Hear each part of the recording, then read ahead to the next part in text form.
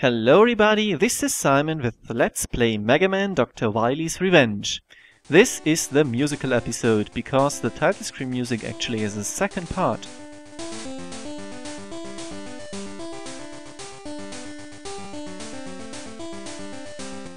Which I kinda like. Anyway, it's Elec Man time this time. And his level has quite a lot of new things going for it. For example, these fans, which work pretty well because they only push you when you're in front of them, which makes sense. And it is block puzzle central. The original also had block puzzles, but not to this degree.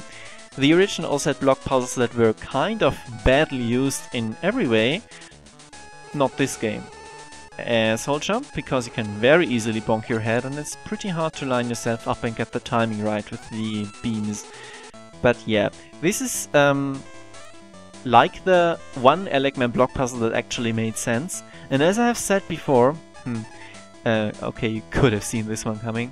As I've said before, I really do not mind block puzzles in general in this game that much, because its pace is so far slower than most other Mega Man games. Each little room is a mini puzzle in and of itself, except for a few pointless ones like this one here. Which means that you're already taking your time a lot and gorging out things. Like here, for example, you have to wait quite a lot because the blocks are really slow.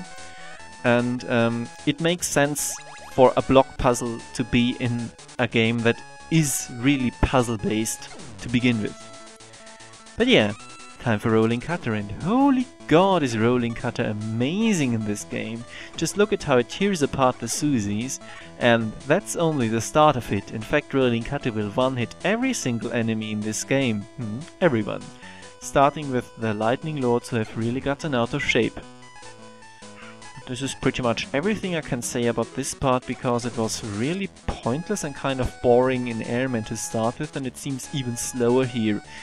I really do not get its inclusion, because the stage has already had enough of its own gimmicks, which it's using pretty well after all, and well, filler I guess, like this room, which is also only there just to waste your time more or less.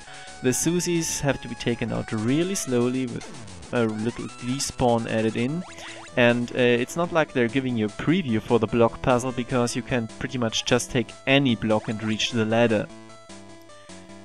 Oh, this room is also really fillery. Generally, the level design of this game is very hit or miss, though I do deeply respect it in general for how well it brought Mega Man to the Game Boy screen, and I do say that it is a fair share better than Mega Man 1's level design, far more consistent in its difficulty. Like here, for example, a very nice culmination of the level's gimmicks used in conjunction. And you have to apply quite a lot of skill here, but it's definitely not anything I would call unfair or boring or bullshit or bad. Or as said, when it works pretty well. When it doesn't work, it can get kinda wonky, but not as atrociously bad as Mega Man 1 could get. Another room that is made completely trivial by the Rolling Cutter, but would also have been made pretty trivial by just taking your time even more. This room, on the other hand, should be readily apparent by what is going to occur in the next minute, is not my favorite. I don't know what it is with this room and the Game Boy screen in particular, but I really, really hate it, and I cannot do it at all. Is it the hitboxes or is it Mega Man's movement? I don't know. I didn't like them in general on the NES, but here they're just really, really hard for me to get through for some reason or another. I don't know. I really don't know. This is far better, and that is a nice reminder of how the Susies in Bomb Man stage were arranged. The big problem is that it doesn't end here. And if you get hit here, then you will fall down to the Susie room at least, and maybe even to the first room. It's so funny, yeah, so funny. Fuck you. I wasn't kidding when I said Rolling Cutter takes out everything in one hit. Man, this weapon is good. So we are now where the boss chamber would have been in the original Elec Man level if the stage design is roughly equivalent, but as the boss doors are really strange in this game, by the way, the boss doors are really strange in this game, I haven't mentioned it yet, we have to go down again. So, Elec Man is also fairly reminiscent of his original fight, because if you do not exploit him, he is a right motherfucker and completely frantic and going to kill you very quickly, though not in 3 hits, thank god. So, this is actually a blessing. But if you exploit his AI, he's actually ridiculously easy.